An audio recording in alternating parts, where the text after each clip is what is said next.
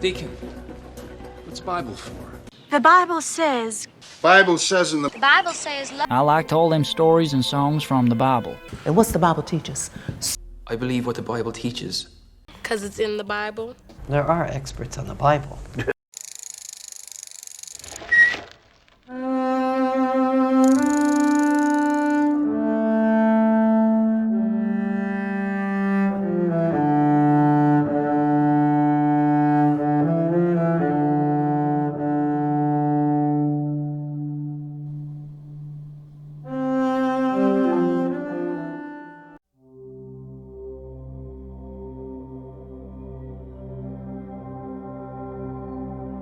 Shalom, everyone.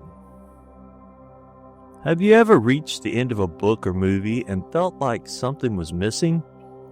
Like you were expecting a grand resolution, but instead you're just left hanging? Well, that's exactly how reading the last chapters of Deuteronomy can feel. We traveled all the way from Genesis through the ups and downs of Israel's journey, and yet the story still feels unfinished. Abraham's family is huge now, but they're still not fully settled in the promised land.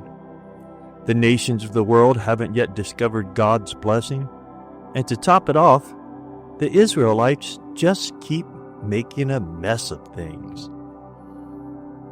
After 40 years of wandering, you'd think they had learned by now, but nope. Even Moses, after everything he's been through with them, is told by God that Israel is going to keep rebelling. Here's what God says to him. You are going to rest with your ancestors, and these people will soon prostitute themselves to the foreign gods of the land they are entering. They will forsake me and break the covenant I have made with them. That's in Deuteronomy 31, verses 15 through 16. Not exactly the pep talk you'd want before entering the promised land, right? If Moses were a coach giving this speech to a team before a big game, he'd probably get fired.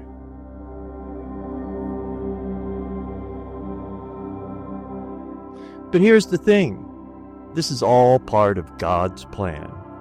The Torah, the first 5 books of the Bible, is structured to show us a repeated pattern. People fail, but God remains faithful. Over and over, we see this cycle. Adam and Eve are given a garden, paradise, yet they choose to define right and wrong for themselves in Genesis 3:6. The result, they're exiled in Genesis 3:23. Cain is warned that sin is crouching at his door, Genesis 4:7, but he ignores the warning and kills his brother. The result, he is banished, Genesis 4:16. Israel is told not to worship idols, Exodus 20, verses 1 through 6.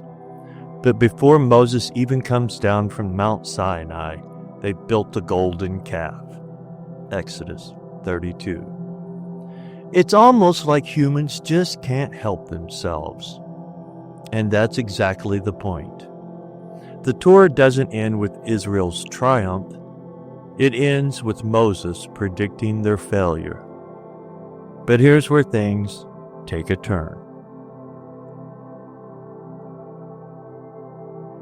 If the story ended there, it would be pretty depressing. But Moses isn't just predicting Israel's failure. He's also looking ahead to something greater. He says, See, I set before you today life and good, death and evil. For I command you today to love the Lord your God, to walk in obedience to him, and to keep his commands, decrees, and laws. Then you will have life and increase. But if your heart turns away, I declare to you this day that you will certainly be destroyed. Deuteronomy 30, verses 15 through 18. Sounds harsh, but keep reading. Just a few verses later, Moses gives us a glimpse of hope. Even if you have been banished to the most distant land under the heavens, from there the Lord your God will gather you and bring you back. The Lord your God will circumcise your hearts and the hearts of your descendants, so that you can love him with all your heart and with all your soul and live. Deuteronomy 30, verses 4 through 6. Moses is saying that after Israel fails, and they will, God himself is going to do something radical.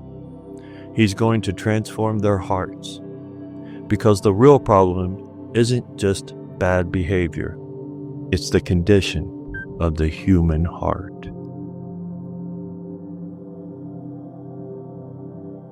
This ideal isn't just a one-time mention in Deuteronomy. The prophets pick up on it later.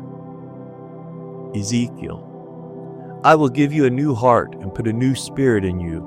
I will remove from you your heart of stone and give you a heart of flesh. It's in Ezekiel 36:26. Jeremiah, I will give them a heart to know me, that I am the Lord. Jeremiah 24:7. Paul, true circumcision is not merely obeying the letter of the law. Rather, it is a change of heart produced by God's Spirit. Romans 2:29. The pattern we've seen throughout the Torah, failure, exile, and God's faithfulness, wasn't just about Israel. It was about all of humanity. And this is where Yeshua comes in.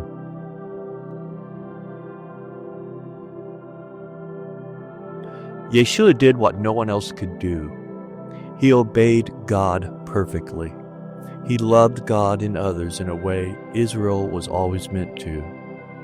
Where Israel failed, Yeshua succeeded, not just for himself, but for all of us. Through his life, death, and resurrection, he made it possible for our hearts to be transformed in a way that the law alone never could. The Torah doesn't end with a neat and tidy resolution because the story wasn't over yet. Moses saw a future where God would step in and do what humanity couldn't do on its own. That future began to unfold through Yeshua, and it continues today. So as we reflect on Deuteronomy, we're not left in despair. We're left with hope. Hope that God's promises will stand. Hope that he is still in the business of transforming hearts. And hope that through him, we can truly walk in the path of life.